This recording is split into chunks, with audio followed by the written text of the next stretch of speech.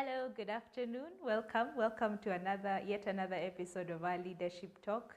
I'm glad to have you here. You're most welcome. Thank you for joining us. For those joining us on YouTube, we are happy to have you. Grab a seat. Just have your phone in hand, ready to comment, ready to share, ready to like. You're welcome to Vijana Core. Thank you for joining our Leadership Talk. We are a non-profit here in Uganda. I'm currently at our Mukono Youth Hub, which is in the central part of Uganda, and we are glad to host these shows. We have our leadership talks every month, and for us it's an opportunity for us to learn as a team internally, but also to extend that platform and that space for young people that we serve across the region, and also now extending to Kenya and Tanzania, across the different countries that we serve, to extend this opportunity globally as well, an opportunity for us to learn and also to grow as leaders. It started out as an opportunity for us in-house, but it's something we continue to grow and continue to nurture and to continue to water as a team. This Friday on our Leadership Talk, we are having a conversation about fostering mental wellness at the workspace.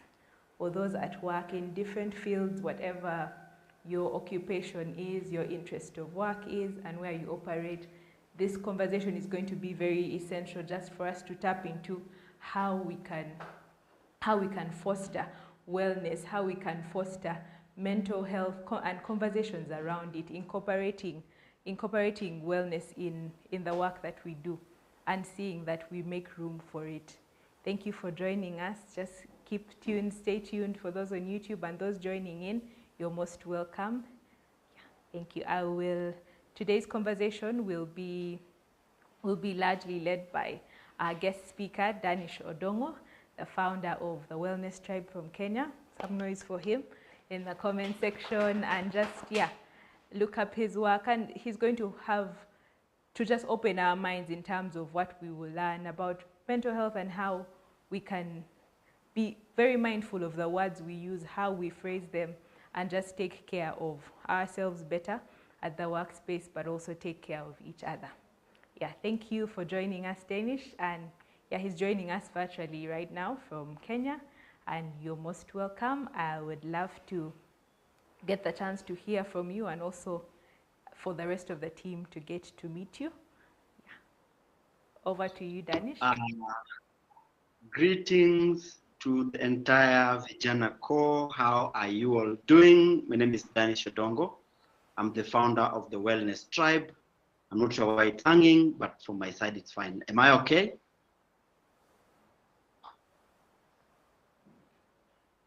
Is it okay? Yes, you are. All right. Okay, yes. So my name is Danish Odongo. I'm the founder of the Wellness Tribe, an organization that is doing a lot of holistic wellness work in Kenya. And it's my absolute pleasure to be with you here today to talk and to have conversations.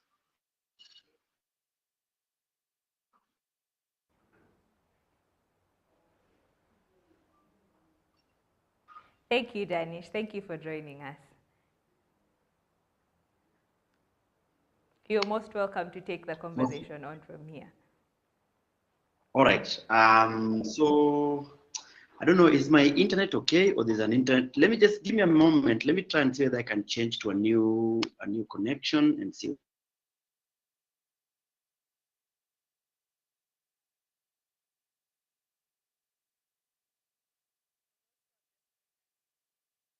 Please feel very welcome. The conversation is just beginning. You're not too late. Welcome to our Leadership Talk, a conversation on fostering mental wellness at the workspace. There's a lot to learn. Grab your notebooks. There'll be a lot to take note of, and a lot of thoughts that will just be running in your mind, I believe.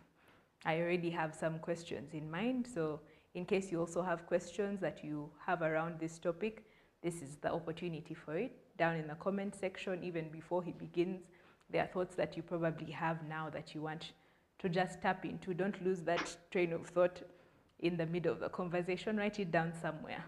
This is a time for your questions to be answered. Thank you. Is it better now? Can you guys hear me? Can you see me properly? We can. Yes, we can. All right. So let's go to it. So I wasn't always talking about mental health, and wow, Jesus Christ of Nazareth. Okay, let me try and see whether I can grab that please. This work. Done. Is there a better section for video composition? I'm using that one is also buffering. It's buffering. Yeah.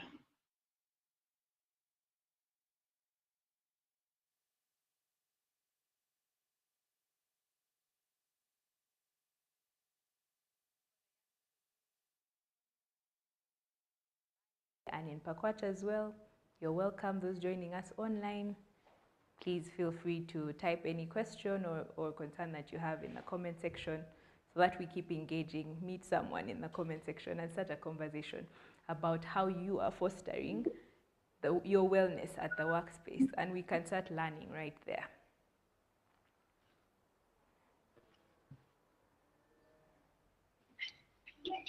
Fine.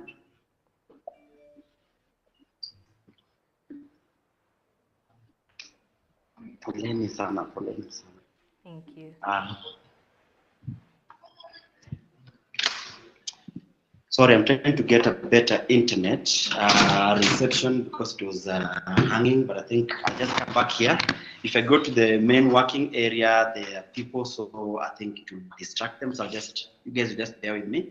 I might put off the video, but it's fine. So anyway, so in fact, I think, can you just stay there, Gloria, so that maybe perhaps I don't see myself on the screen, because when I see myself on the screen buffering, I think it distracts me. I'm right here. Yes, so how did I begin this thing? So just before I started doing mental health work, I wasn't really into the mental health space. And I wasn't very keen. It wasn't something that I knew about or I understood, but life happens, as we always say, and this thing begins in 2018 in December. Before that, I was a leading journalist in Kenya. I was doing a lot of political commentary, and I was a political reporter. I worked for a leading media house in Kenya called Capital of Pen. And so my life really, just like many of you, I had absolutely no idea or understanding of mental health, except that I just thought that there are people who are mad, and everyone can be mad to some sort of degree, So the same way we have very simplistic understanding around mental health. And then on December of 2018, I go through a very rough patch in life, and I find myself at a psychiatric office because I couldn't sleep well for a while. And then that's how eventually my journey begins. So the mental health breakdown happened very fast and very swift. It was a slow process, sort of like a slow puncher, where you think you are doing well, you think you're cruising. We are cruising in nicely. I wish you had a DJ who could put in the voice of Malema. We are cruising in perfectly. I thought I was cruising in life perfectly and everything was okay. But then eventually I find myself at a psychiatric office, and I find myself at a psychologist office, and I begin this journey which has completely changed my life. That was in December of 2018. And then after that, the mental health breakdown, first of all, triggers a series of chain reactions. One is that it changes my life completely, because for the first time in my life, I was introduced to a world I never knew existed. People who have lived experience, people who have gone through bad experiences. There's so many things that I did not know existed, and so here I was. Secondly, it also introduces me to the entire treatment methods of mental health, either for medication, therapy, journaling, writing, and all this a raft of other things that, can help us get better. But also what it does, that it properly puts me in the rock bottom. So the rock bottom is where it was very dark, lonely, and hard. But that was the best place in my life, because then it gave me an opportunity to really speak to my God. And I really spoke to God. I connected to myself. I connected to the things that really mattered, family, community. And my life really, really changed. And so I begin my recovery journey, and I do a lot of journaling. So I took a lot of time. I wrote extensively about my life, my background, the schools I went to, all these things. And that journaling eventually led to the launch of my first book called Unbreakable, A Story of Resilience and Finding Beauty in Depression. That book is available, can be bought. And this book was literally the product of me journaling my thoughts around how I grew up, the schools I went to, the family I grew up in, and how that affected my mind. I also did a lot of therapy, and I know many men here would say, why are you going to therapy and you're a man? So I was also just like the typical men who don't believe in therapy. I was not able to. I didn't believe in therapy. I thought it was for women. Sorry, I thought it was for women and for weak men. But when I went into therapy, it changed my mind really because I discovered a lot more about myself than I'd ever discovered out of therapy. I did a lot of medication. I'm proud to say here that initially at the beginning when I was recovering, I was on medication. I was on antidepressants and a couple of other medications that really helped me, even sleep medication because I wasn't able to sleep well. And they were able to help me structure my recovery journey in a more fantastic way. And last but not least, I did a lot of reading. And reading is important because some of us are just going to be cured by understanding things, just by understanding depression and symptoms and anxiety, knowing what triggers them, what causes them. All those things are able to sort of help us to heal better. So that in a nutshell is how my journey is. And of course, it's through reading that I birthed the Wellness Tribe, which I will talk about more at length. But I don't want this to be a talk show because I felt like for 5 minutes, to me, as an individual, to just talk and talk and talk and talk is boring. So I requested Gloria to allow me to sort of make it an introduction, make it a very interactive. I want to hear your thoughts. I want you to ask me all the questions, all the mundane questions. Why do I chew my nails? Is there something wrong with me because I feel like this? What happened? I had a heartbreak when I was 15 years old. I haven't forgotten about that girl, about that boy. How do I do that? I want to hear all your questions around mental health, and not just about depression, anxiety, and mental health disorders, but I want to know how can we use this skill to better our lives. And therefore, allow me, ladies and gentlemen, to make this a question and answer session. I want you to ask all the questions from the moderator to the people who are on this call so that we just have a conversation. I'll try as much as possible to answer. And that is how I'd like to carry on with this conversation. Please, thank you for the suggestion. It's very welcome. I like the idea of interacting and just having a conversation that we can run by each other and everyone who is here, the questions that we can ask and how that can open up this discussion even more into what we intend to talk about. Yes, so we're going to go to the moderator to ask questions, or are we going to allow questions to come from our audience and to come here? Anybody has a question, or how do we begin this conversation? Or you want to ask me a couple of questions, Gloria, maybe first?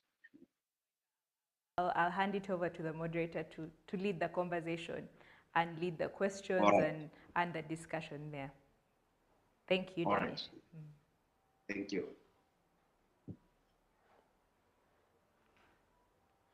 Ladies and gentlemen in the room and our online audience, you're most welcome to another exciting episode of our leadership talk. Today, us being our day, it's we are in the month of October, the month of mental health. The 10th October was the Global Day of Mental Health Awareness, and that formed the topic of our discussion for today's leadership talk, which is fostering mental health in the workplace. And with me, I'm not alone. As you have heard before, I'm here with our expert in the mental health field, Dr. Danish Odongo, joining us from Kenya. Danish, you're welcome. Yeah, thank you so much. Yeah, it's an honor and it's our pleasure to host you today because we know you've been in this field and you know a lot about mental health.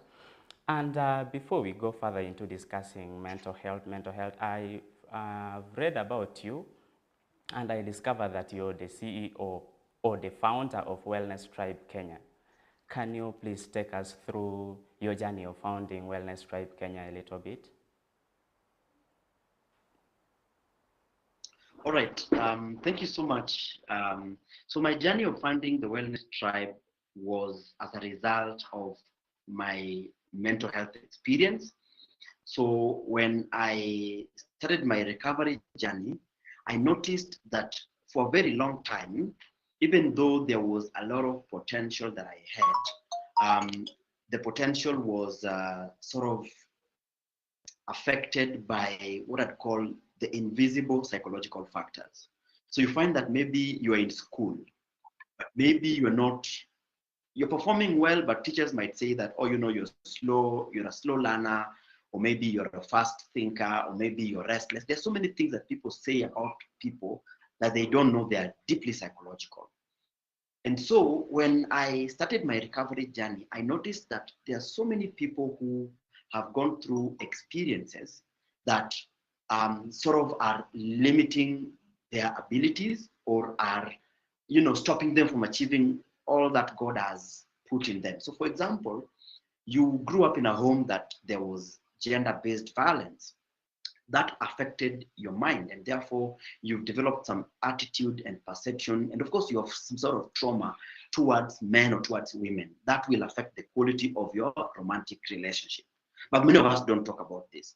Or maybe you grew up in a poor home, and this poor home, there was lack. When you asked your parents about something, they just told you, no, we don't have. That was the default answer. Daddy, can I get a motorbike, or can I get a bicycle? No, we don't have. That was the default position. And therefore, while I was recovering, I discovered that there is a lot of work that we do in the NGO world, because I'm very big in the NGO sector in Kenya here. There's a lot of work that we do in the NGO world here. And this work, the only thing that we don't do is to connect the psychological impact of bad governance to how it affects our mind. So for example, poverty is largely a governance issue. Lack of healthcare is largely a governance issue. Um, even the things that we go through, sexual, gender-based violence, they are mostly issues of governance issues. But we talk about policies, we talk about changing the constitution, we talk about let's do all these things. We talk about the big things that we need to do, and we need to change the criminal justice system, and we need to do all these things. But we don't talk about the impact of injustice or the impact of poverty on the mind and how that affects the quality of lives of the people. So that's how we founded the Wellness Tribe, to bridge this gap so that we change the narrative and tell people that when you go through an injustice, it doesn't just affect your money or your community or all these things, it also affects your mind. And once it affects your mind, then it inhibits the quality of your life. So that's what the Wellness Tribe does. And we do that through 4 things. We do that through storytelling. So we have a lot of stories that we tell. We do that through research. So we do a lot of research, like in 2021, we held the first baseline survey in Nairobi, where we talked about 450 young people from 9 constituencies, and we were talking to them about the impact of corruption on their mind. And we discovered that there's a huge correlation between the amount of money that is lost and how that is leading young people to depression and anxiety, because they feel really hopeless about that. But we also do a lot of capacity building. So we have developed some tools that we train holistic wellness, we train journalists, we train human rights defenders on how to be healthier, even though they do the work of combating injustice. And last but not least, of course, we do what we call experiences. So events, we organize festivals, we organize experiences that eventually can then promote wellness. Back to you. Yeah, I had wanted you to first tell me the meaning of the hidden meaning apart from what people outside there know. The Wellness Tribe. Yes. So really, there's no hidden meaning. It just means that we are a tribe of people who believe in wellness. That's it. We are a tribe of people who believe in wellness. And wellness is holistic. So we are a tribe of people who believe in wellness. We come together we bring together different people. So we bring together different diverse stakeholders so that we can promote wellness. Yeah, exactly. You mentioned holistic approach, and when I was reading through your website, I came across holistic approach and even the traditional approach. Can you please make us know the difference between a holistic approach to wellness and even the traditional approach? All right. So thank you so much. So the holistic approach is simple. The holistic approach looks at an individual but also looks at that individual's context. So for example, as a moderator, you are a human being. So assuming that you suffer from depression or from anxiety and you go to a psychologist, they will help you deal with depression and they will help you deal with anxiety, either through counseling or through medication if you've reached a level of medication. But the psychologist will not stop there. The psychologist will ask you questions. So what are you eating? What are your eating habits? To know what are you eating? Are you eating healthy foods? They will also ask you, what is the state of your finances? Are you in debt?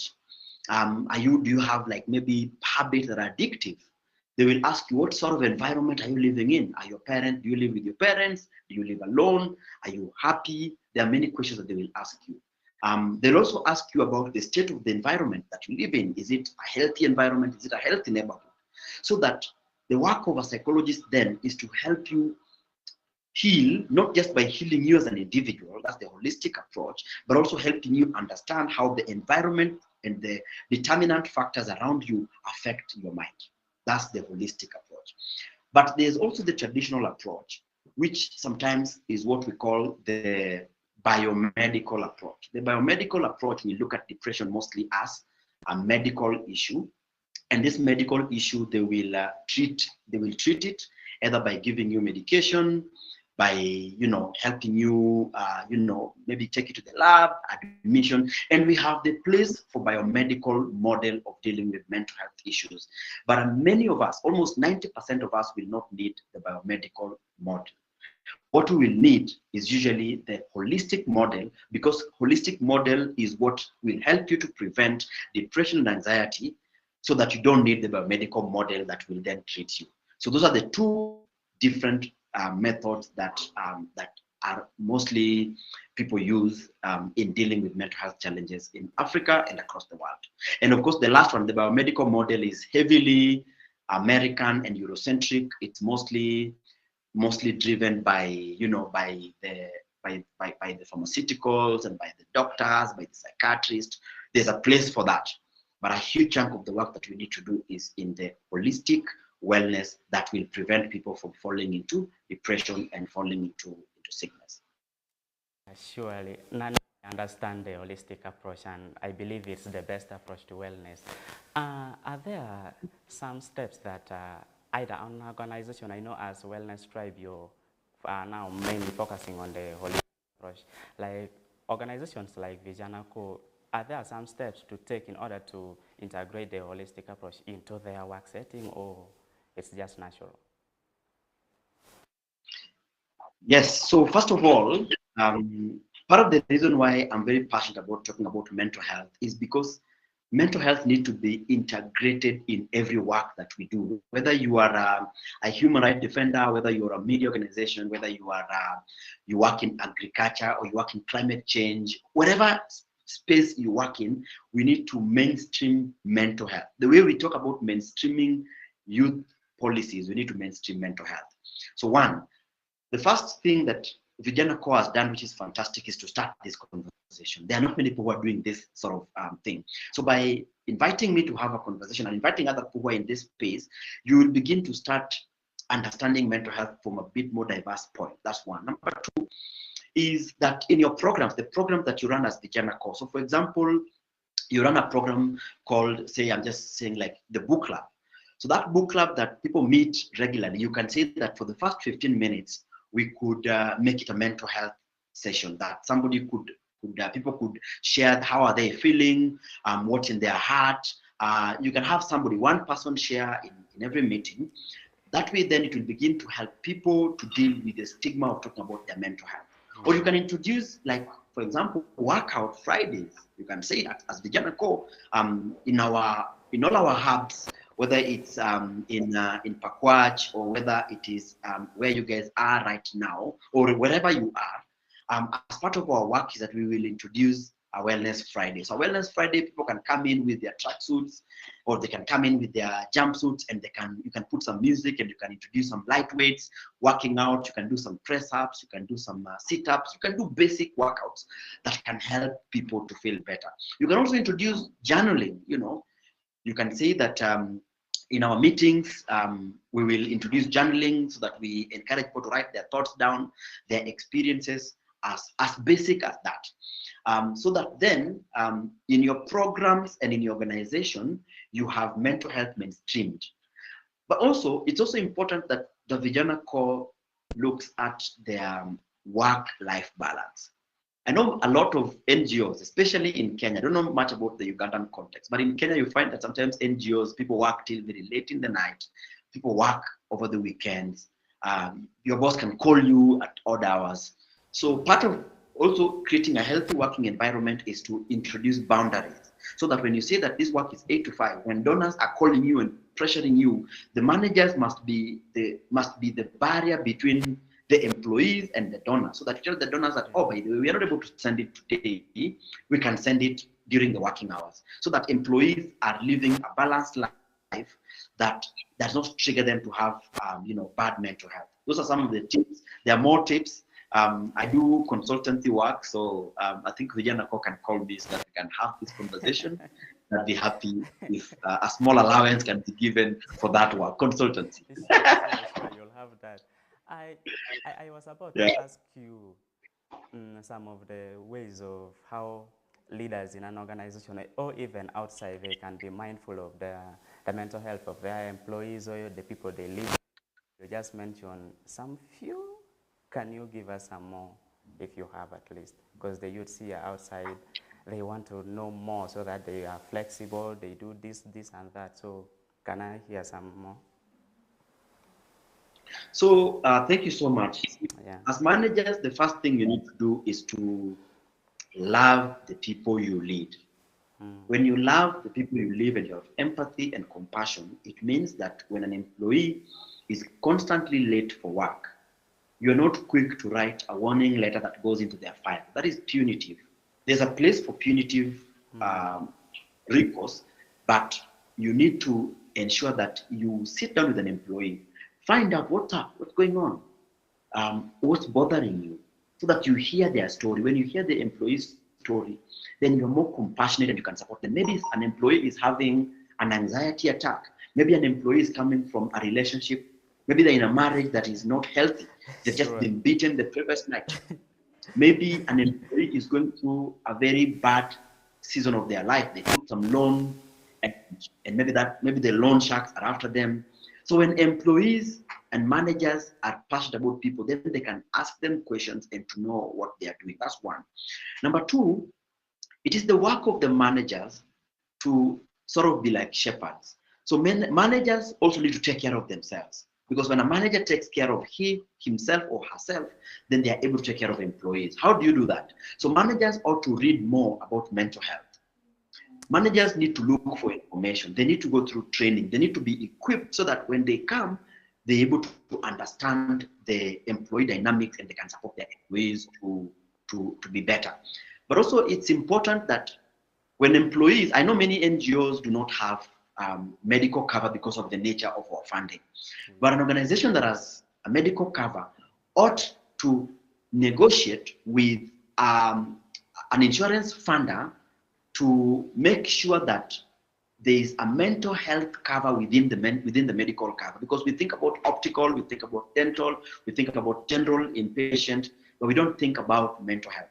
So when employees negotiate for covers, they ought to negotiate for covers that can help their employees to get psychosocial support, psychiatric services when they need it. Those are some of the three things I'd recommend at the beginning. There are much more, like policies in place and stuff like that, but those are a bit on a higher level that we can discuss as time goes by.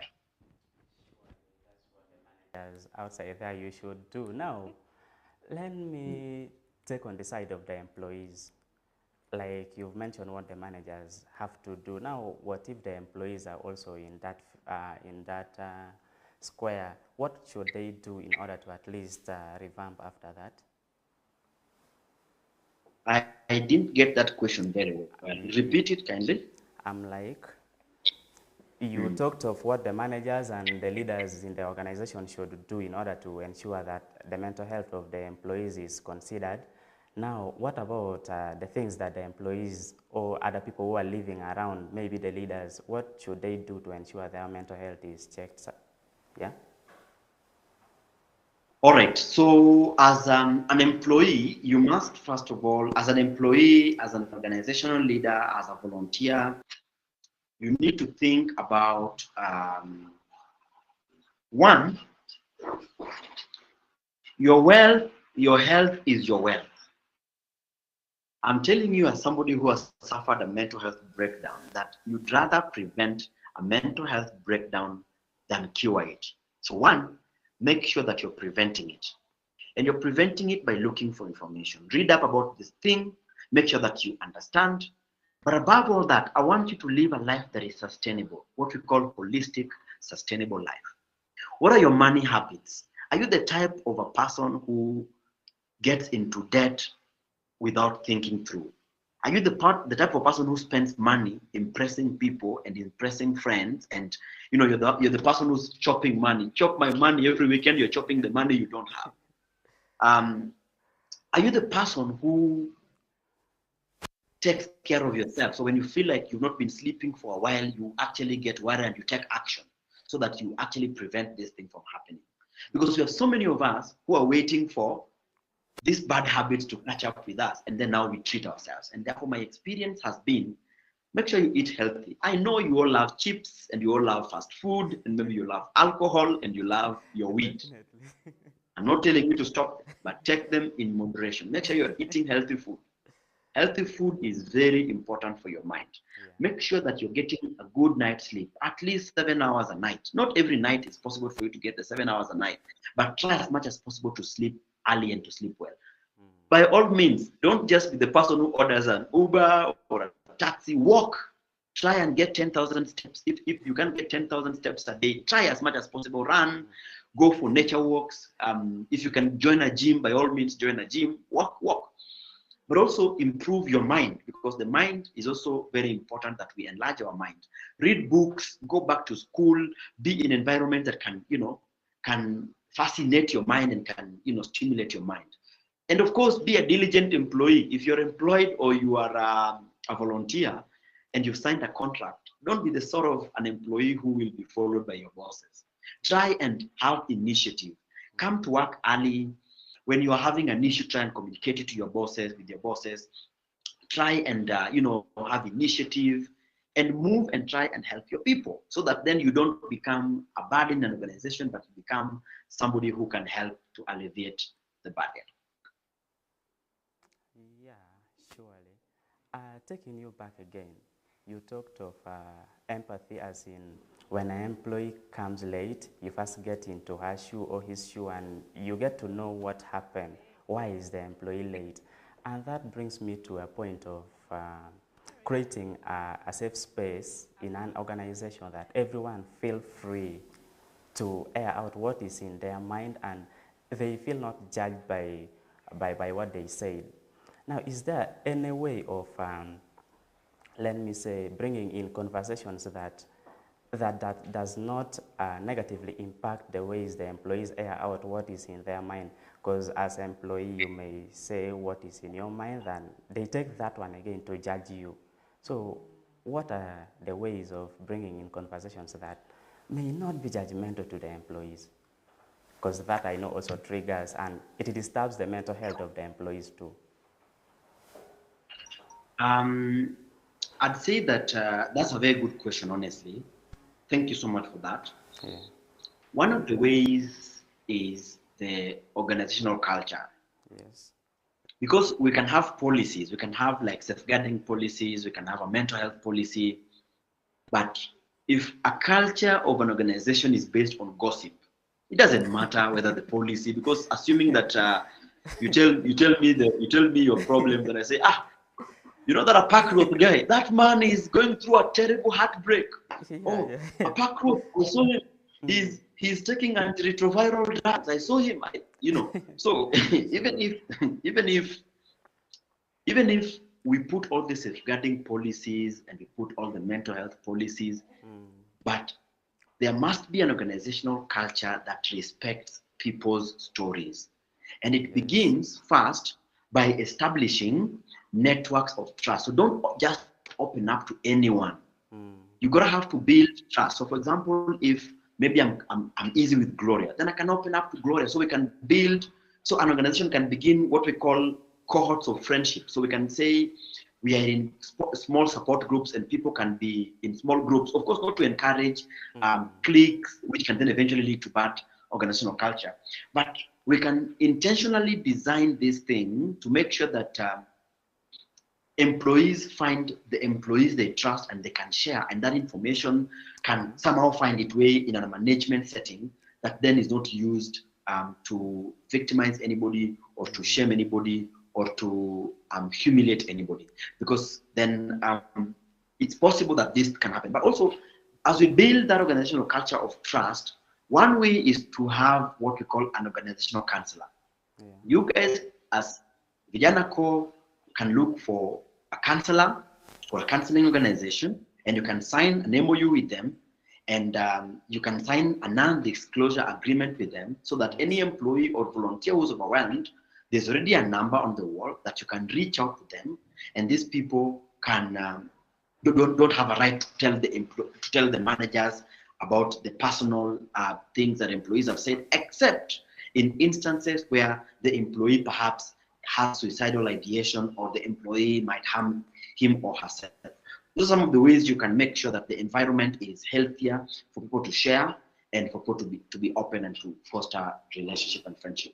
But the non-expensive way is to build an organization that is fun, an organization that is based on trust, yes, an organization where people believe like they're a family, an organization that you have my back and I have your back. Oh, yes. Thank you so much for sharing your insight on that. Our viewers who are following us from YouTube, you can keep your questions coming in. We shall answer the questions in a few while. And back to you, Mr. Danish Odongo. You talked of employees cocooning, like forming small groups. It may sometimes happen that an employee forms a group with the people that he or she thinks that they can hear him well, and they may not take his words somewhere else. And this same kind of people, they sometimes feel triggered when they're mentally having issues. And once they mention such issues, they feel mentally triggered. So how can you help such an employee? Yeah, that's a good question.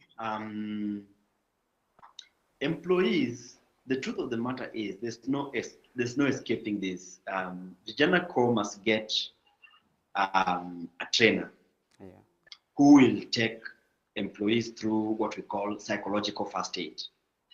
A psychological first aid will equip employees with the ability to understand how do you listen, how do you support, how do you offer support. That way then you have everyone who's equipped so that you're not trauma dumping your issues on me, because you can just tell me, oh my goodness, you know, I've just seen a road accident, I've seen people, this and this, and then you go and give very graphic details of what you saw. Yeah. Maybe somebody here, you're telling that story, just lost their loved one to an accident a while back, and you trigger them completely. Yeah. So you gotta have to equip employees with the ability to have the psychological first aid and understanding, so that then they are able to understand what's going on. Surely, my managers outside there, please equip your employees with all the skills. Give them therapy if it's needed, please, and you do what managers should do in order to impact on the mental health of your employees. And Mr. Odongo, taking you to Africa as a whole, statistics shows that most youths of these days, they resort to going for suicide, going for drug abuse, sex, social media as a way of escaping from mental illness or mental issues. And you see that those things are actually not helping them. Even if they resort to committing suicide, they still don't run away from it. And I feel like you have some recommendations for them, or for other youths who are outside there. Are there other strategies they can use, or other things they can do to run away from mental illness or mental issues, apart from resorting to drugs, sex, social media influence, and the rest? Thank you so much. So first, we say die by suicide, not commit suicide. Sure. Commit, when you say commit, Mm. we are noting suicidality as a crime. And many African laws, including Kenya, we haven't repealed the penal code that criminalizes suicide. So today, if you dare try suicide in your court, you are likely to go to the police. Of course, the police will not do that to you, but as long as it's in the law, it can be used, it can be abused. I don't know what the status of Uganda in terms of decriminalizing suicide, but that's one of the things that we try. So we say die by suicide, not commit suicide. Number one. Number two, there are two types of coping mechanisms when there's a mental health challenge. One, we have what we call negative coping mechanisms and positive coping mechanisms.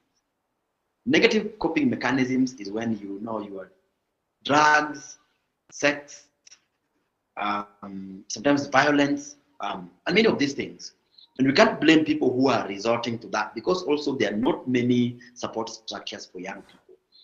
But I just want to say a very practical thing I do so that it doesn't sound abstract. Yeah. I've had a very busy 2 months and I've been running around and I've been feeling really exhausted and I've not been sleeping well in Nairobi here. Yeah. Next week, I'm traveling to the village and I'm going to slow down. I'm going to go to the village. I'm going to stay in my small house in the village. I'm going to herd cows, few cows my father owns. I'm going to take care of some things and I'm going to connect to my uncles, my aunties, my nephews, my nieces, my family, the extended family that is in the village. Trust me, when I come back to Nairobi, I'll be okay. And I've healed. So if you have a rural village, and I know many of us who are urbanized don't like the village. They think the village is problematic. There are no good roads, there's no internet, there's no Java, there's no cafe. But the village alone can heal you from many of the mental health problems you face. The village alone can heal you from the many mental health challenges that you face. Church or faith, you're a Muslim, you're a Christian, get involved in community prayer, reading the Bible, the Quran, whatever it is that your faith is. If you ground yourself in your faith, it's possible that you can overcome some of this ill mental health. And also just have friends. Don't be the sort of a person who thinks I can do it all by myself. You're the John Cena of your crew. So you're like, I can do it all by myself. That's a lie. By the way, even women who are told I can do it all by myself, it's a trap. They're lying to you. You can't do it all by yourself. You need people in your life. So do not aspire to be an independent woman. Don't aspire to be an independent man. I am strong. I am the man who can wrestle the great lions of Kampala or the great lions of Africa, or I'm the person who can dehorn a bull by myself. I can do it all by myself. Don't seek help. Talk, call, reach out whenever you're overwhelmed. Don't be the statistic that one day you're overwhelmed and we find you having gone, and now we're enjoying those things you bought. And even if you are married now, we'll take your wife. I'm sorry, but now you are dead and somebody else is your wife or your husband, or maybe the shoes you bought and the things you loved, the TV you loved so much, and the things that consumed you, and you forgot about yourself. Now we are enjoying them, and you're dead. Well, I hope you talked about joining a company of good friends, not the bad ones. I remember when we were in primary, they were telling us to avoid peer groups. So outside there, you also avoid peer groups. The friends which cannot help you, please leave them. You talked of people running away, like if you have some mental issue and you first go to your village, you find that there are people who ran away from the village because of that. And then they came to town, the same thing is happening. What should they do? Okay. So just there must be something that they can find within themselves that will give them peace. Could be a hobby, could be an artist. Find an art space. It could be agriculture. It could be something, because the village is not the problem. Nairobi or the urban area is not the problem. Of course, the urban area has more triggers, more mental health triggers, because by the way, when you go to, say, a place like, I don't know much about Uganda. I've only been to Kampala, It's, Jinja, and a couple it's of the places. same everywhere. But if you go to the remote past, if you go to the remote part of Uganda, you find that a young man will not be paying rent. A young man will not be required to pay dowry that is expensive. You A mean young that's man not in Kenya? will have a network of friends who can support him. You will have water. There's a river there. You can just go and fetch water. You don't have to buy a toothbrush that is expensive. You can go and pluck the tree of your favorite tree and you brush your teeth. So life there is really cheap. But in Kampala, your landlord has locked your house and they've cut your water, and your girlfriend wants you to send fare so that she comes and sees you. And you have people who are driving big vehicles and you don't even have a motorcycle. And you wonder what the hell is happening. So my point is this, that wherever you are, whether it's in the village, because I also know that there are villages that have a lot of mental health challenges. For example, Gulu, a place that perhaps there's been a lot of fighting for a very long time. There's a lot of communal trauma. There's a lot of, could be a lot of post-traumatic stress disorder, and that affects how community lives. So find within you what you do so that you can create heaven in that hell. That's why Akina Pato, the founder of Vijana Core, saw the challenges that young people are facing and decided, I'm going to find something. And you find that has given him a lot of meaning in life. Myself, having done, the Wellness Tribe and the work that we do, it gives me meaning, it gives me purpose. Today, I'm just from Kenyatta National Hospital. I was at the burnt unit to see children who are burnt. Those doing acts of service can help you so that you get away from your own problems that can make you feel like you're not good enough or you're not doing enough. Those are some of the things. You guys need to pay me. These are very important tips I'm giving you here. You all people need to pay me. They are very impactful. Giving you quality life skills that will help you live an enjoyable life. Anyway, back to you. Look into what is really causing that. And in town, life is hard, as you know, and you'll be like, have the village people started increasing the level of witchcraft again? So I believe it's not about witchcraft, it's about mindset and other things. I'll get back to him and talk to him. And talking about, let's talk about Wellness Tribe Kenya again. I went and searched about Wellness Tribe Kenya. Your website, it talks about using a broad-based collaboration among the various disciplines or the experts that you have in your organization. Now, my worry is you may have maybe there is a problem and you wish to solve it as Wellness Tribe Kenya. And you'll find that you come out with many solutions from the different experts. How do you filter all those solutions to come up with only one answer and you'll be like, this one is going to solve our problem? How do you do it? First of all, that's the problem that many of us have. We think that one solution is enough to solve a problem. So let me ask you, Pakro, or Pakro, which means praise the Lord in my local dialect. Exactly. Means praise the Lord. When a person is going through a mental health challenge, like I said in the beginning, the mental health challenge is the byproduct of something else. It's like the tip of the iceberg. It may have been triggered by a bad marriage. Yes. It may have been triggered by bad finances. It may have been triggered by bad food, bad nutrition. It may have been triggered by the environment they're living in.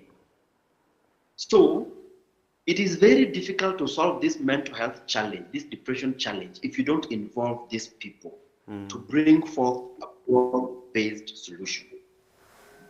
So, the idea that why mental health recovery is very low is because we only have one-dimensional approach where we say we will take you to the rehab and make sure that we are, or we are jailing you if maybe there's a gender-based violence, we've jailed you.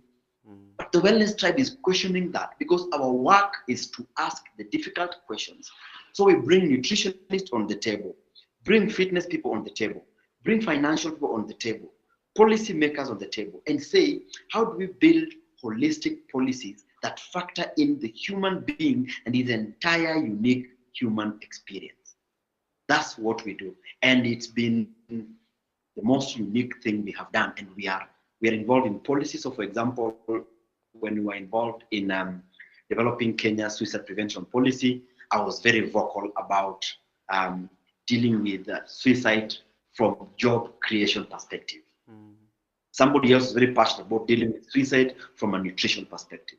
Somebody else was passionate about banning pesticides. So the policy that we developed, which is going to be a 5-year policy, is all inclusive. It's one document, but it brings together different perspectives that are unique and that are powerful. Yeah, now I get it. Meaning, if you have any mental health issue, it may not be what you're thinking, that maybe there are people in the village that are following you. It may be your own perspective. So what Wellness Tribe Kenya does is they bring all the experts to solve, to come up with different solutions to that one problem. And I think that's what we all have to do now as Vijana Co. We are going that way also. And as Vijana Co, we are we are passionate, very passionate about empowering the young people through storytelling. And I believe that's one of the things which cuts across both Vijana Co and Wellness Tribe Kenya. From the side of Vijana Co, I know how storytelling impacts the lives of the youths outside there.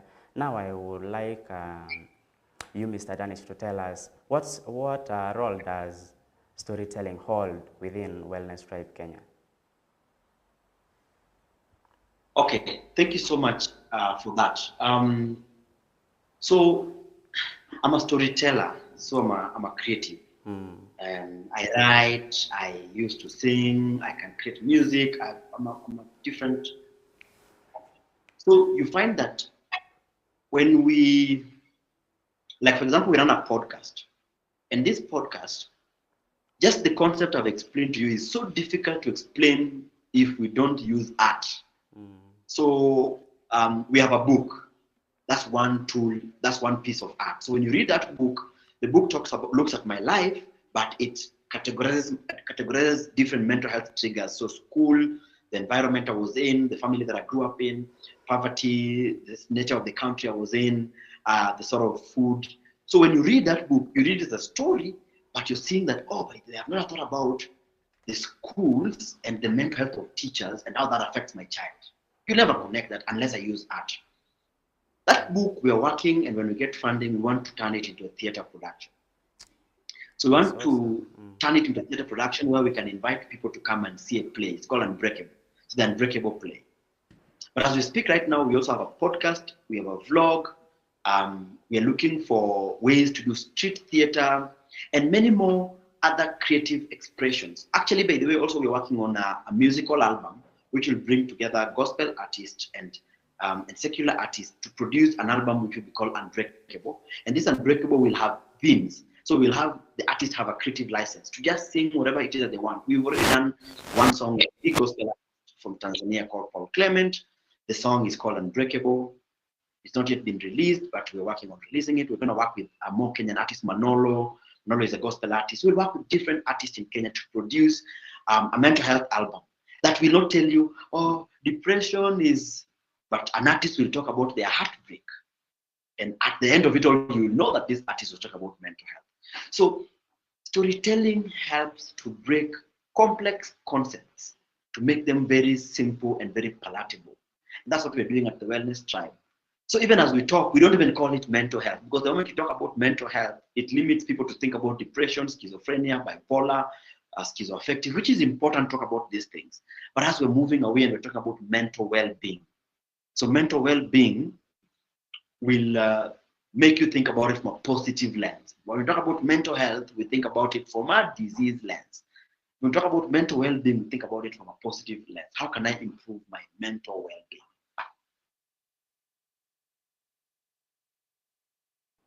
I have to listen to the songs you're soon producing, because I know that will inspire me as well.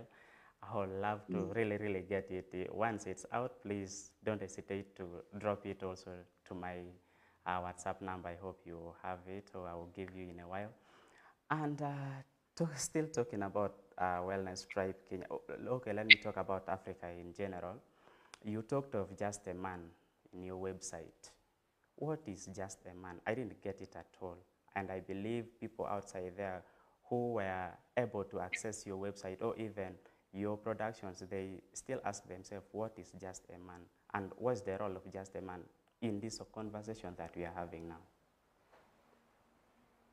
So we are very big on men and their mental health, because men in Kenya and globally, men die 3 times more from suicide than women. Sure. Men are likely to be homeless 70% more than women. Men are the highest number of incarceration rates. Men are incarcerated as a global statistics. Men are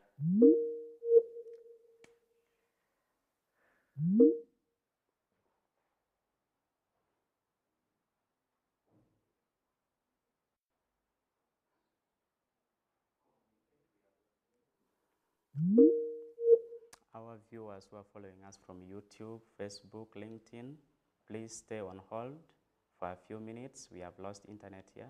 We shall be back in a few minutes.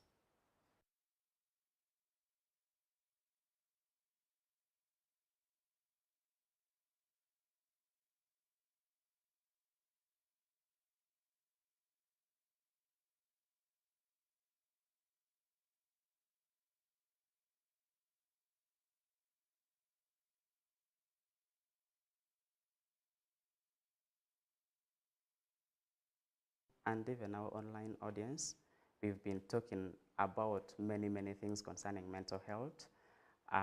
Danish Odongo was giving us wholeheartedly, and it reached the point he asked us for money because the information he was giving us was broad. He talked about, he was on the point of just a man. He did not explain it, but he will be back soon. He was talking about how they are helping youths out there, the impact of storytelling in boosting our mental health, our mental well-being. He talked of using songs that he mentioned the name that hasn't been produced yet. He talked of books, writing books. If you have the art of writing books, you have the art of singing songs in any form. Storytelling is a great boost to mental health. You know, nowadays most of the youths, including me, we're on social media, we follow things on social media, and storytelling is the basis of social media. You'll get books, you'll get short videos, stories, comedies, all on social media. That's the art of storytelling. Thank you so much. I was trying to... Am I back? Can you hear me? Yes, we can hear you now. Okay. So what were we talking about before I went off? You were discussing just a man. Yes. Okay, so I was telling you how men suffer more from suicide and factors that can affect their mental health more than any other category. And we see the outcome of it, the outcome of bad mental health for men. We see it in families through sexual gender-based violence. Yeah. We see it in death by suicide.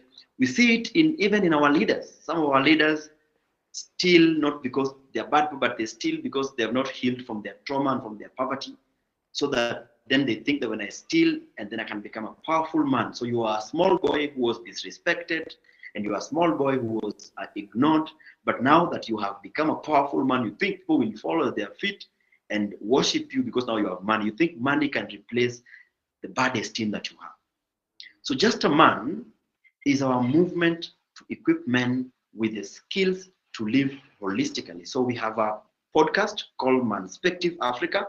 Manspective Africa, I ran it with a friend of mine called Chiton Glovu. Chiton Glovu is a presenter. He's 100 here. We do masculinity conversations. Then we will start some, what we call the man, the whiskey, and the fire. We want to introduce men spaces for men to just come. And as we are targeting men between the ages of 18 and 35, That's where we think men struggle a lot. And in this Man, the Whiskey, the Fire, we want to bring men who have navigated things like failure, men who have navigated things like heartbreaks and challenges, men who have rose, and try and bring them into spaces where they can have authentic conversations with younger men so that they can be equipped to be better. And ultimately, also, we're going to launch, we've already developed a curriculum for men, and we're going to develop it into a manspective curriculum where we'll talk about things like men and sex, men and money, men and all these things. There's so many things that we will be discussing. And of course, the day that we'll be launching that program, we'll definitely invite Vijanaco, and we'll make these curriculums available and can even be run by Vijanaco in Uganda, because we believe that our solutions are very scientifically driven and they can be used anywhere. So we are very Afrocentric in how we look at our solutions. So we believe that the day we launch those curriculums, they can be used even in Uganda or any part, of course, using the cultural nuance. And I picked it because I understand that it's what is always on the ground. You go this way, you get depression. You get the other side, you hear people talking about depression. What is depression? So depression is, okay, so I know there's a problem with how we define depression. Sometimes everyone just says, I'm depressed, but you're just maybe bored, maybe you're just tired. Maybe you're just exhausted. Maybe you're just heartbroken. Maybe you're just in pain, but you're not depressed.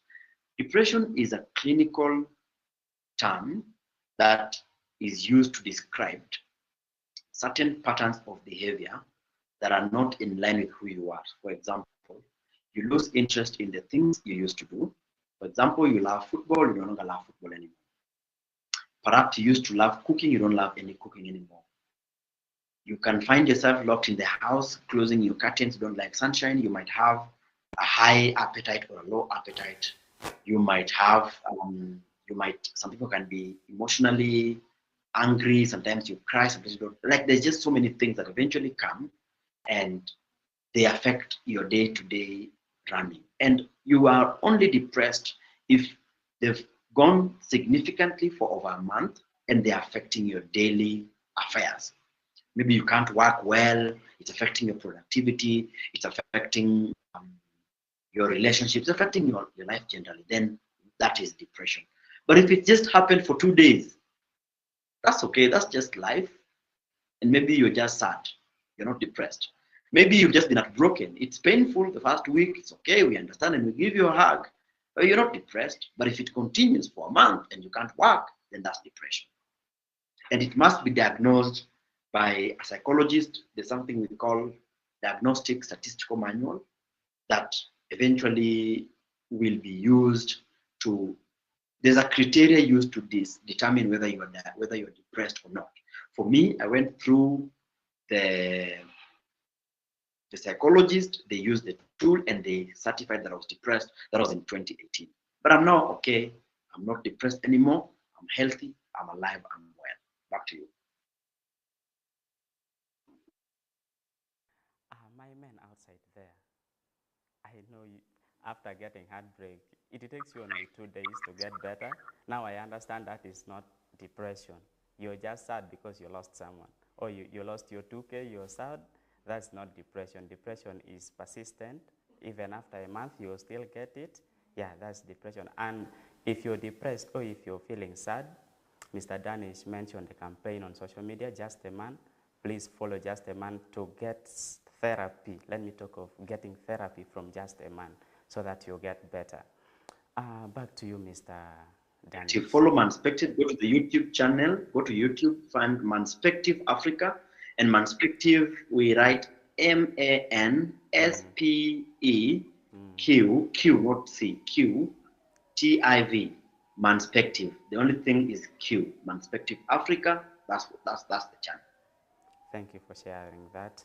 Still talking of depression, my friend in the village was depressed because it went up to a month.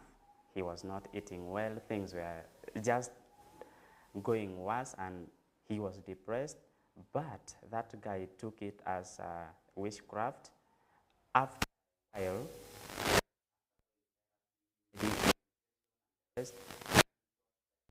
Now, this brings me to a point of, in every African village or in every African home, people take mental health issues as being witchcraft.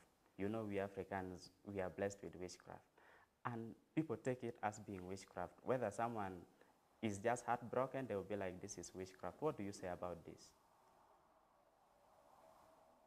So first of all, I'm very big on decolonizing language. So I don't believe in witchcraft, the word witchcraft, because witchcraft is a Western tag to demonize some aspects of African spirituality, African health, African medicine. Yeah. So what would they call that in their language? What you call in English witchcraft? What would they call that in their language? In my language, it's joke. Is jokes, Joke, yes. okay. But I come from a place where we also believe in those things.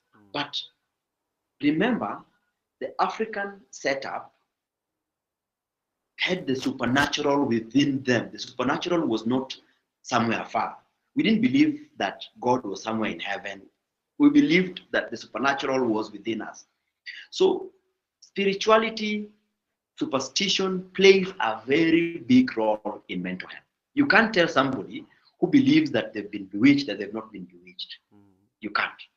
What you'd rather do is to find out what they understand by being bewitched and try to help them navigate that fear.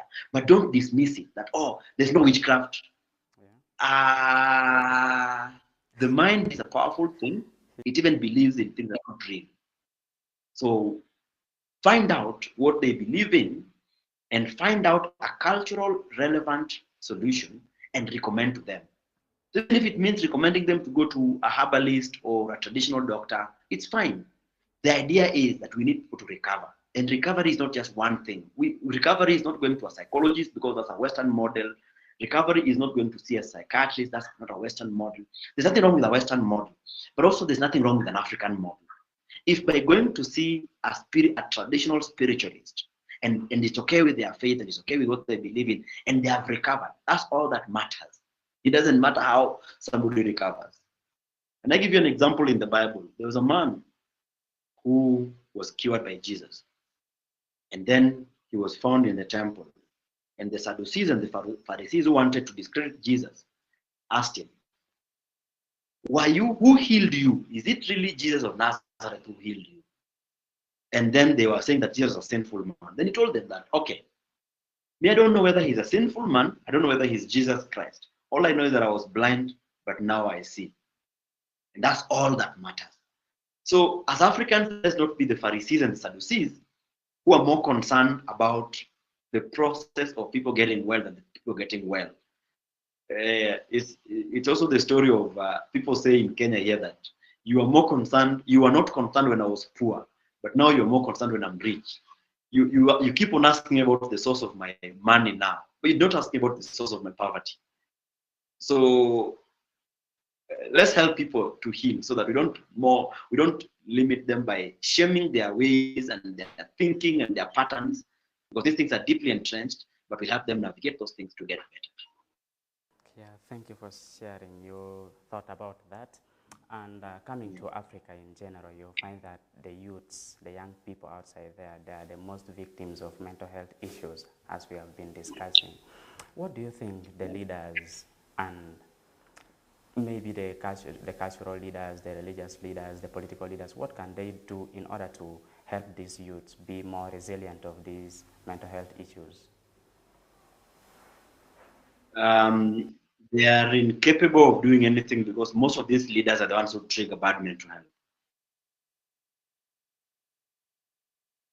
So it's upon us as young people to organize, do advocacy, build alliances, let the Vijana Core, the Wellness Tribe, Siasa Place, different people come together, build Pan-African alliances, push one agenda, so that then if we push one agenda, it will go into policy, it will go into changing narratives. I don't know whether this is a safe space, but let me say the last time I came to Uganda, I was downtown Kampala.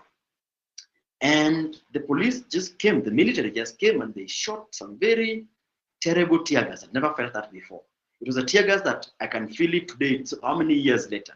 Now, if you're a trader in downtown Kampala who constantly encounters such things, what will stop you from developing anxiety?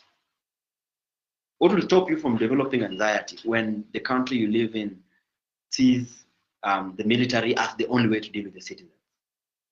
Or if you live in Kenya here, in the last elections, the police shot many people dead. These people are just protesters who are saying that we don't believe this election is free and fair. But then they respond through the use of excessive force. These people are mostly young people. So how do you sit down with President William Ruto and tell him that work on depression when the police, which is over 300,000 strong, is the leading cause is one of the leading cause of ill mental health? We can only unite as the young people of Africa, build Pan-African alliances, think about priorities that are important to us, because what is important to our leaders is that they sign deal with the West and they make money and they develop legacies and they pass it over to their children. That's what they care about. They don't care about you. We've got to put our agendas on the table by building movements that are Pan-African in nature so that we can push the things that matters to us and bring them on the table at the African Union level, bring them on the table within our communities, within donor level, and even bring them together in our multilateral partners and make sure that whenever we are discussing anything, whether it's donor money, we are talking about mental health, part of this donor money. We're talking about government budget, mental health is part of this. That's what we can do.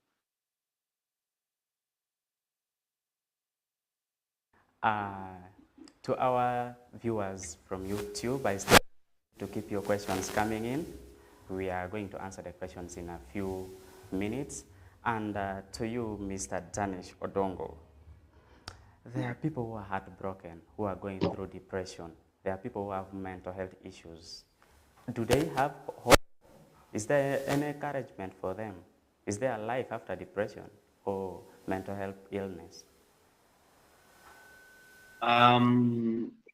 I see Monica, I see Anita, I see Lydia, and I see Simon. Those are the only people I can see on this screen. I want to ask you, any of you here have been diagnosed with malaria? Just give me a thumbs up. You don't have to answer. Give me a thumbs up if you've been diagnosed with malaria. I see that. Thank you. Any of you here have been unwell, whether it's any form of, not mental, unwell, whether it's diarrhea, cholera, sickness, any sickness that you've been admitted or you've taken medication. I'd like to see a thumb up. I see all of you guys.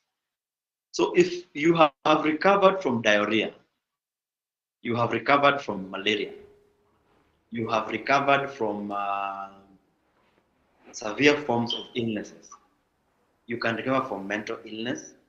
It doesn't matter whether you are having a severe mental illness like bipolar, or you are having schizophrenia, or you are having post-traumatic stress disorder, or maybe you are having severe depression, or maybe you are having suicidal thoughts. It's possible that you can recover. There is life after depression, there's life after heartbreak. 1, 2, mental health challenges are just like the challenges of life. Many of us here perhaps grew up in backgrounds that are not rich and poor.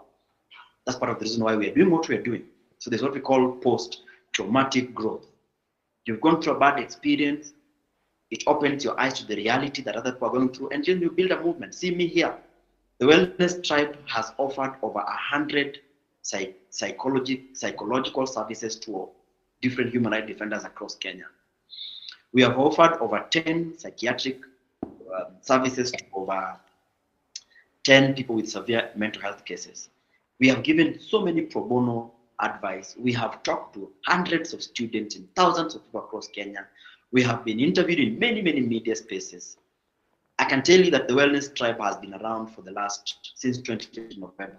But we have reached, I can tell you comfortably, directly and indirectly, we have reached almost 500,000 people with this message of mental health. The Wellness Tribe, we've been involved in policy work, we've been involved in so many spaces, and now we're doing a lot of work, surely.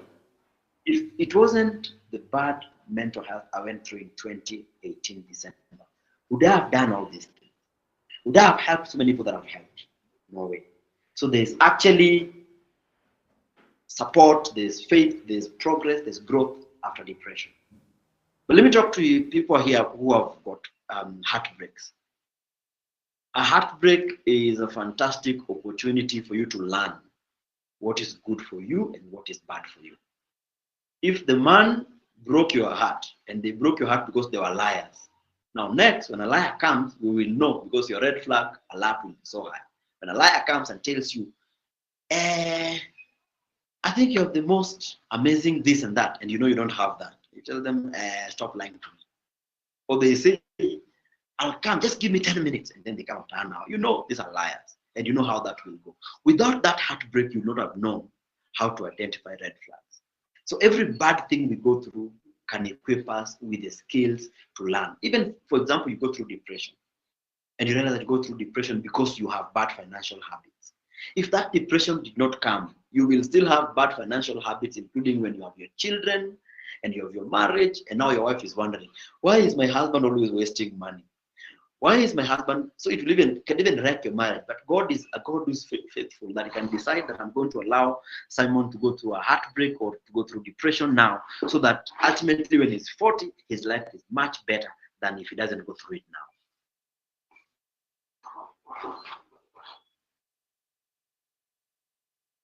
Simon, back to you.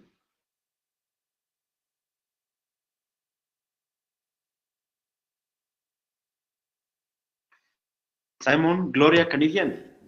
Are we mic clear? Simon, I can't hear you. Can you hear me? Can you hear me? Now I can hear you. Now I can hear you. Yes. Yeah, that's good. I was saying thank you for sharing your insights about life after depression or life after mental illness. My youths out there, there is life after depression, there is life after mental illness. It just takes some few steps. It's a journey that when you take on it, you become better, you become mentally healthy again and again. So don't lose hope. There is life after mental illness. And Mr. Danish, do you have any last words for the viewers outside there? I have my last words are simple, that let's not focus on the mental illness. That's very rare. Only 10% of the population of Ugandans will need specialized health care because of mental health. But let's talk about psychological well-being, your mental well-being.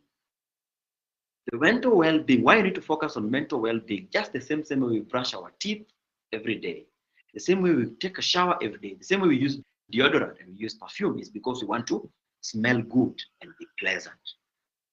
We take care of our mental well-being because we want to have pleasant interactions with people, because we are emotionally aware, we are aware of our emotions, we are aware of our personalities, we are aware of our interests.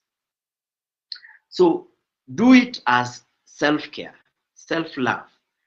Take care of your mental well-being. I've said you don't need medication, you don't need psychological therapy if it's not been recommended. You may just need basic things. Journal regularly, take a walk, work out, eat healthy, sleep well, make sure you're around people who are positive.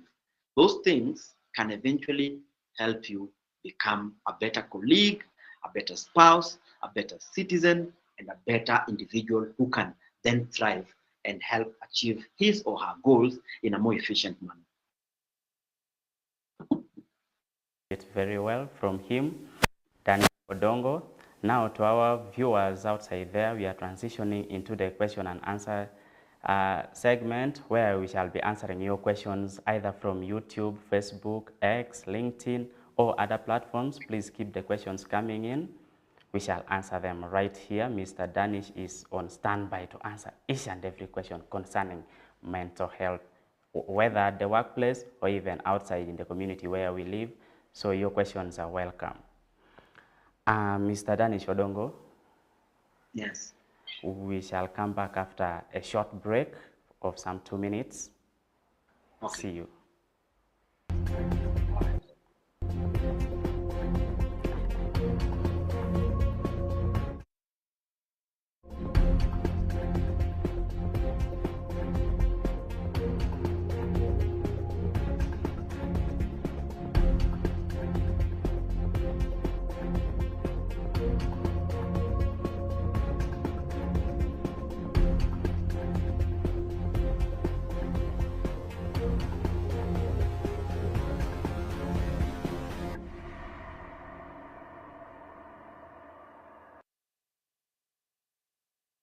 come back from the short break, and here we are for the question and answer section.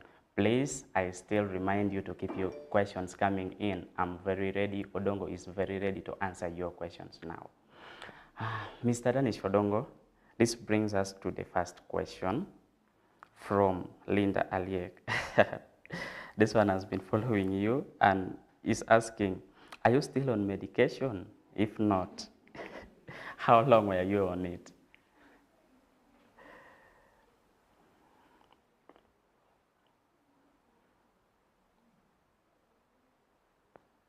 Mr. Danish, can you hear me? Yes, I can hear you now. Sorry. Yeah. I was getting into the first question from Linda Aliek, and she was asking, are you still on medication? If not, then how long were you on it? I'm not on medication. I was on medication for about 4 months. I'm not on medication anymore. Yeah, and this one was from Vincent Da Vinci, but I think you've answered it. He asked, how can I overcome depression apart from going in for therapy? Mr. Vincent Da Vinci. Mr. Danish has given us so many other suggestions for overcoming depression apart from going for therapy only. So the strategies are many. You keep following. If not, you can go ahead and re-watch this video on YouTube. It's there. It will be there for over how many years, I don't know. You go and re-watch it. You get the many strategies of overcoming depression apart from going for therapy only. I understand people in the village, they don't know anything about therapy, but there are other ways, there are other means of overcoming depression or general mental illness apart from going for therapy. So there you've been answered. Thank you so much for following Vijanako. And we have other questions also coming in from the online, from the physical audience. You're most welcome. Physical audience, I welcome your questions.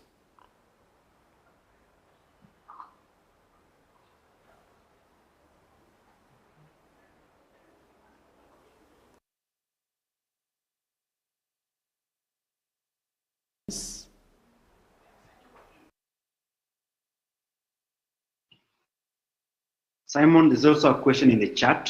There's also a question in the chat here, Teams here. Okay, let me get to those ones very quickly. Now, it's Alem Pacho, and she's asking, how does the notion of don't mix your personal life with work, professional life, prevent seeking of support in the workplace? I read it once more. Yeah, the second one, I can see the second one. Read it and just answer. From here, first answer this, I have only this one from this page. Anita asks, at what point is it relevant to seek help in the case of mental illness signs? So let me start with the second one. Yeah. How does the notion of don't mix your personal life with work, professional life, prevent seeking of support in the workplace?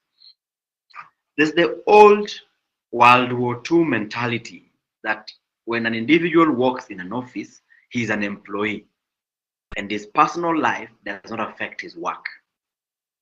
New evidence now shows that an employee will not drop the baggage of bad marriage outside the environment, outside the home, and then come and work. So if you want to focus on productivity, you're gonna have to invest on making sure that your employees are healthy. I'm not saying you excuse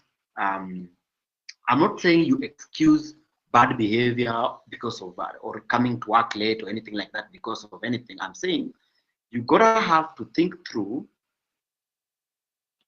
helping your employees individually, so when they come to the office, they're productive. I'm not saying they come and dump their personal things. Oh, you know, the reason I'm late to work today because this and this happened to me. No, I'm not saying that. But I'm saying that you gotta have to be cognizant that an employee's personal life will affect their professional work life. They might not mix it, they might not say, but they will be late at work.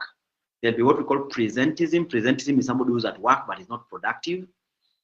They will maybe be prone to error. They'll be working at maybe 40% or 50%. There are so many problems if employees are not healthy. So that is important that you do that. The second one is, at what point is it relevant to seek help in the case of a mental illness signs? There's a Swahili, I know Ugandans, I was shocked that Ugandans don't speak Swahili, like many Ugandans don't speak Swahili, but this would be a fantastic saying that usipoziba ufa utajenga ukuta. A more indirect translation of that in English is, if a stitch in time saves 9. I'd recommend that work on preventing a mental illness, but whenever you see symptoms and signs, seek medical or professional help immediately, because there's a way a severe mental illness is treated and is different from the way when it's not severe. So try and prevent it from moving from normal to severe. So as soon as possible, that's my point. But try to prevent it by doing what I told you. That is the best way. Hope you get it clear from Danish Odongo. Try to prevent. And there is another question which is in line with what you've just answered, Danish. It says, it's from Anchor, okay, that what am I meant to do if the support that you are seeking for fail to work? Look for more. There are always alternatives. It's not only one sort of support. Maybe perhaps therapy is not helping you. There's another thing that can help you. Maybe medication is not working. There's something else that will work. Look at mental health support as a toolbox. This toolbox has so many things. You have a drill, you have a hammer, you have a nail, you have all these things. Thank you so much. Thank you so much, Mr. Danish Odongo. From here, the questions are done, and I highly welcome you for your last words, if you have, for the viewers outside there. The very last words. Okay. So my last words is just what I said a while back. That any of you here who brushes their teeth regularly. You brush your teeth regularly because if you don't brush it regularly, your teeth will smell. If you're dating someone, you'll not be able to kiss them. If you try to kiss them, they'll just be like, oh my goodness, what a stinking mouth. If you're a man or a woman and you don't take a shower, the moment you lift your hands like this, the sort of stench that will be coming from your armpits will drive people away. If you don't eat regularly, definitely something bad will happen to you. Look at your mind as just a physical part of your body. Think about the earliest childhood memories. Did you grow up in a home where there was violence? Did you go to a school that maybe teachers did not like you much? Do you struggle with rejection? Have you been rejected by people maybe you thought who needed to accept you? All these things affect how you see the world around you. So many of us have lenses. We have the lens of trauma, the lens of bad things we were told, the lens of rejection, the lens of negative things. These things might not lead to a mental illness where you need medication and stuff like that, but they will certainly impact how you see the world. It will impact how you deal with your colleagues at work. Maybe there are people here, you just have a foul mood all the time. Nobody wonders. People wonder why are you always foul? Maybe you're just defensive. You're somebody, you've written a blog post and your boss just tells you that I think you should change this. You're just defensive. Maybe because you're not appreciated enough.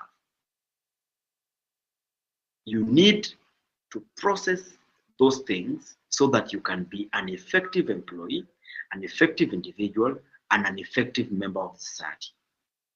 Think about it as a positive way to make yourself better so then you can move and become a more effective individual so that then you can do all that God has made you to do. That's my final word. Thank you so much, Dennis Shodongo. It was a pleasure hosting you because this discussion, I know it will impact the lives of the youths outside there who really take this kind of discussion as something to at least help their lives. I know it's going to greatly help them. And to my youths outside there, to the fellow youths or even the elders outside there, the grown-up people, please remember that taking care of your mental health is as important as taking care of your physical health. Your mental health is not a luxury, but it's a necessity for you to be fine. If your mental health is down, please just get to know that you're physically also down. And I remind you to please keep on fostering mental health, whether at your workplace or even in the community where you live. From me to you, thank you. And thank you so much for supporting Vijanaco. Thank you so much for subscribing to Vijanaco YouTube channel, getting into our Facebook, our LinkedIn, our X channels.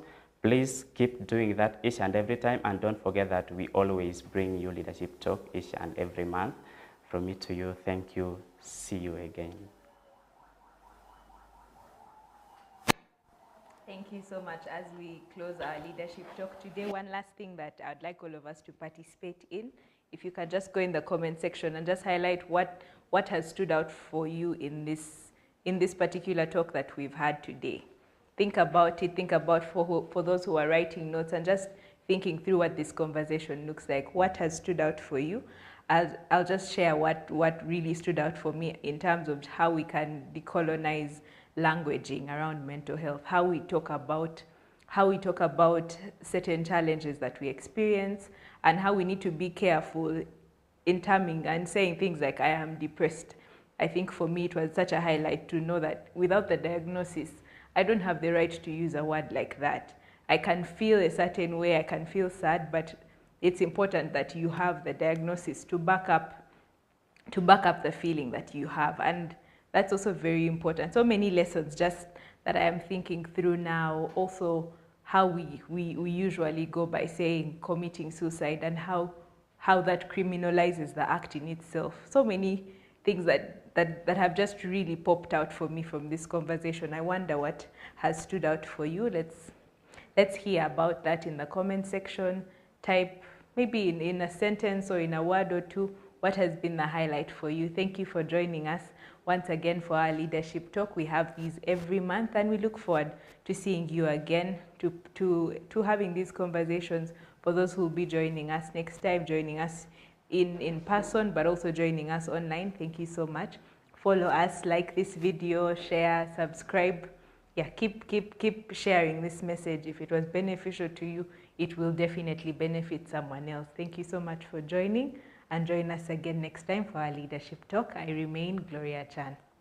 Bye.